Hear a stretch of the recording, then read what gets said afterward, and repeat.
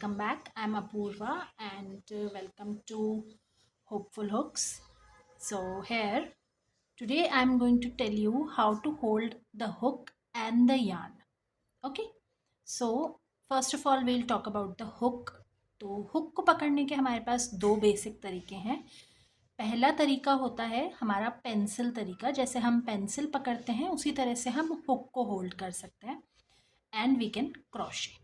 Okay, दूसरा method होता है नाइफ मेथड बोलते हैं उसको. जैसे हम चाकू पकड़ते हैं वैसे पकड़ के हम उसको क्रोशे करें.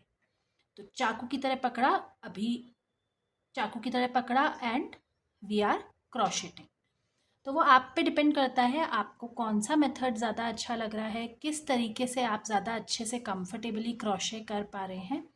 Whether it is the pencil method और द नाइफ मेथड, या इन दोनों को मिला जुला के आप कोई तीसरा मेथड निकालते हैं, वॉटेवर, वो आपका अपना होता है. बट इनिशियली आपको उस हाथ में हुक पकड़ना है जिस हाथ से आप अपने रोज़मर्रा के काम करते हैं. That is your dominant hand.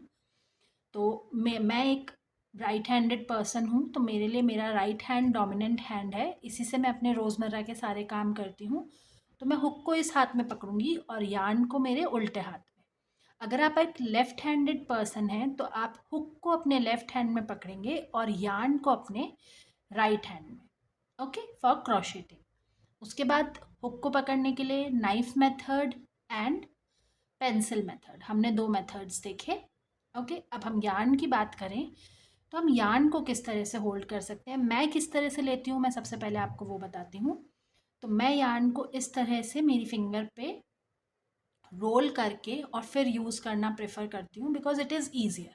जैसे ही ये ख़त्म होने लगेगा आप उसको फर्दर खींच कर और रोल कर सकते हैं and it gets back to the original place. Okay, तो मेरा मेथड तो ये सिंपल एंड बेसिक मेथड है. इसके अलावा आप एक पुली मेथड यूज़ कर सकते हैं. अपने फिंगर्स के थ्रू एक पुली बना सकते हैं.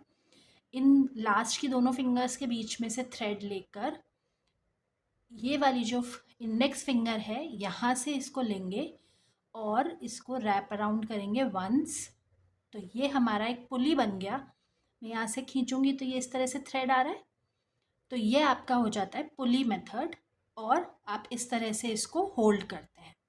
ये फिंगर आपकी जब तक पीछे रहेगी तब तक टेंशन अच्छे से रहेगा और आपके सारे जो स्टिचेस हैं वो एक जैसे आएंगे और आपके लिए वर्क करना विल बी ईजियर. अगर ये आपने ज़रा सा भी लूज़ छोड़ा तो आपके स्टिचेस छोटे बड़े हो जाएंगे and your work will not look good. Okay, तो ये याद रखना है कि फिंगर को इसी तरह से रखना है. चाहे आप ऐसे पकड़ें, चाहे जैसे मैं पकड़ती हूँ वैसे पकड़ें, पर एनीवेज आपको इसको ऐसे ही होल्ड रखना है, इसी डायरेक्शन में, थोड़ा सा स्टिफ. ओके, एक और मेथड है वो भी आप यूज़ कर सकते हैं. उसके केस में हम क्या करते हैं, हम इस तरह से फिंगर्स के बीच में से लेकर आते हैं इसको और यहाँ पर से वापस से इस तरह से बाउंड कर लेते हैं. ओके, ये भी एक तरह का पुली है. इसके थ्रू भी आपका थ्रेड इजीली मूव करेगा. तो आप अपने यार्न को इनमें से किसी भी तरीके से सपोर्ट कर सकते हैं अपनी वीविंग के लिए या क्रोशेटिंग के लिए. और हुक को भी नाइफ मेथड या पेंसिल मेथड, किसी भी मेथड से ऑपरेट कर सकते हैं and your work will look good. इसके अलावा आपको कोई दूसरा मेथड सूट होता हो या आपको कोई और मेथड पता हो जो आप चाहते हैं औरों को भी पता चले, तो वो आप कमेंट सेक्शन में दे सकते हैं. अगर मुझे कुछ और याद आएगा तो I will make a short video. Otherwise for me, मैं क्रोशे हुक इसी तरह से पकड़ती हूँ, पेंसिल तरीके से मोस्टली. एंड मैं जो यार्न है उसको फिंगर पे वाउंड करके यूज़ करना ही प्रेफर करती हूँ. This is a easier method. Okay, see you in the next video. Till then, do like, share, comment and subscribe to the channel.